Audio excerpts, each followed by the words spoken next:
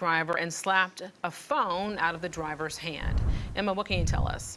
So guys, today I sat down with the former senior resident Superior Court Judge of Mecklenburg County to get his take on that heated incident that allegedly happened on the loading dock at the Mecklenburg County Courthouse. Take a listen to what he had to say today.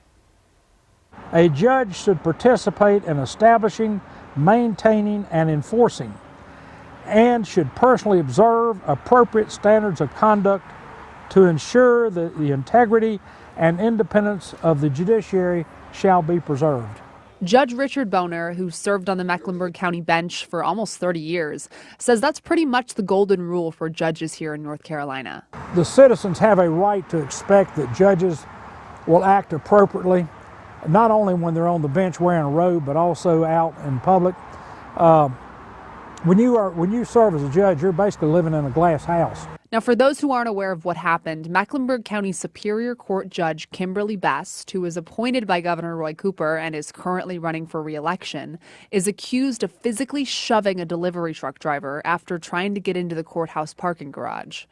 Bess tried to drive around the delivery truck, which had been partially blocking the entrance, scraped her white Porsche SUV, got out of her car, and the altercation between her and the driver, Megan Gunter, began. Shock and disappointment that a judge would be involved in something like this. I mean, it's totally foreign to what you would expect. Judge Boner says if you sit on the bench, you need to act as if you live in a glass house and will always be held to a higher standard.